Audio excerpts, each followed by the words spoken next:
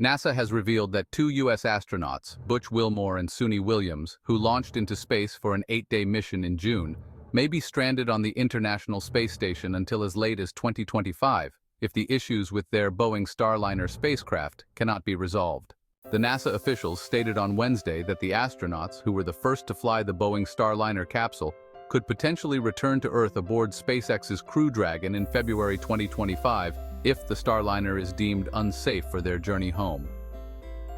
NASA is currently discussing plans with SpaceX to reserve 2 seats on an upcoming Crew Dragon launch, which has itself been delayed by a month, as the space agency and Boeing work to find a solution to bring the astronauts back. The astronauts' test mission, initially expected to last around 8 days, has been extended due to problems with the Starliner's propulsion system, raising doubts about the spacecraft's ability to safely return the crew to Earth as planned. A Boeing spokesperson stated that if NASA decides to change the Starliner's mission, the company will take the necessary actions to configure the spacecraft for an uncrewed return. Using a SpaceX craft to return the astronauts that Boeing had planned to bring back would be a significant setback for the aerospace giant, which has been struggling to compete with SpaceX and its more experienced Crew Dragon. The Starliner has been docked at the ISS for 63 of the maximum 90 days it can stay,